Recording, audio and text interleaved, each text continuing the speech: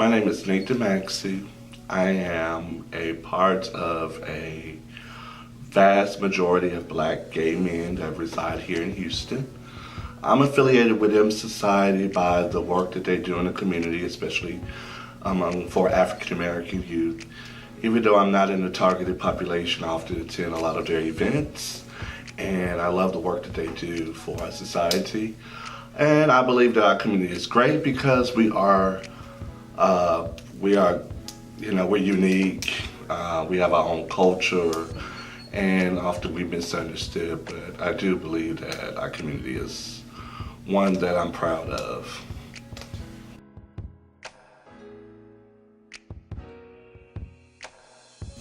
I think that it's going to take a lot of work from the community as a health profession. It's going to take the fact that we have to be very knowledgeable about the disease and to be a part of a community that shares the information. A lot of the younger individuals aren't familiar with CDC and, the Texas HIV community and what the work that's being done. So as a health professional, it's my job to understand that and to make sure that the younger generation, those infected and affected and infected with HIV, that they understand what's going on in the community.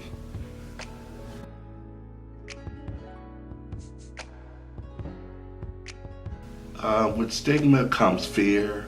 I think often there's still a lot of misinformation or miscommunication or lack of knowledge of the HIV process and how it works.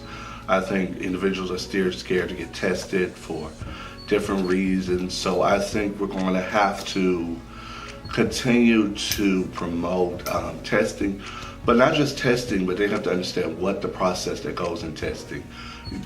What if you take tested for HIV?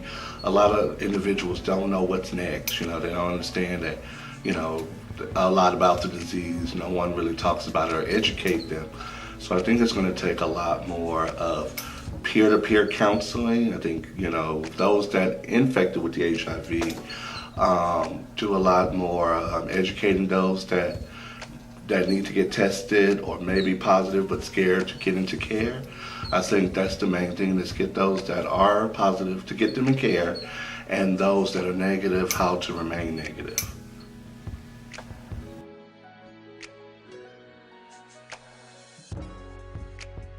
Oh, I think we should be very concerned. The fact that the numbers of those infected with HIV continue to rise, and in every other community the numbers are going down except for in our community. So we should be very worried, and we have to really understand why those numbers continue to rise and how we can combat those numbers. And that's going to take a community to do that. That's going to take healthcare professionals. That's going to take individuals that in society, but it's also going to take, a lot of individual education as well. Those numbers definitely continue to rise for the fact of, I do think that technology such as cell phones with the new applications, I definitely believe with the rise of applications such as Grindr and Adam for Adam have increased the rate of HIV. Those status are potentially just for hookups. They're not taken as personal relationships. So there's nowhere in there they ask you your status, so there's no responsibility to disclose of your status. So you're going to meet sex partners and no one is talking about their HIV status. And also what's going to take is that we need more role models, that individuals that are in relationships, so that individual can see that this is possible. I think a lot of us don't believe that we can be in same-sex loving, monogamous relationships. So I think we definitely have to work on promoting relationships so individuals can start to believe that they can be in a strong, healthy relationship and don't have to be promiscuous.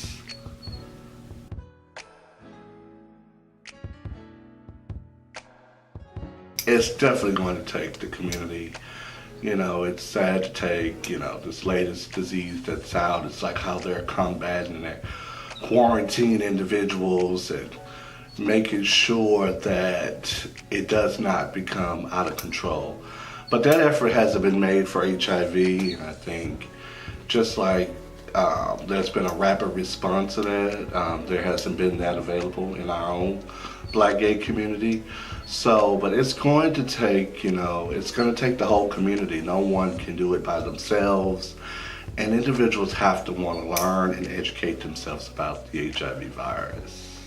Well, I think the new wave is really peer-to-peer counseling. I think individuals need to start talking to their friends and close family members, or anyone they feel comfortable with about their HIV status if they're positive, because it's still a taboo subject. I know a lot of people that are positive that don't feel comfortable talking about it, and keeping something that deep inside can only become a traumatic issue for that individual. And it's always good to just talk about, just what it's like. A lot of us don't feel, comfortable going to support groups, and that's individuals HIV positive or not, or not infected with the HIV virus.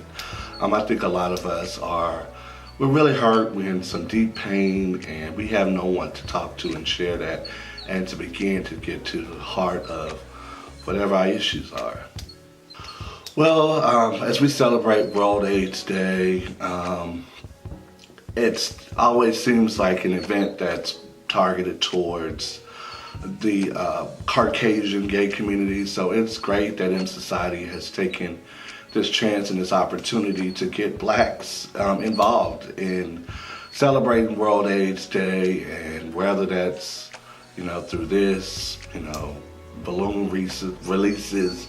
However, I think this is a great opportunity for the Black gay community to start really looking at the HIV/AIDS community, and I hope CDC and any other agency that's looking to combat really take this serious and do more public service announcement projects like this.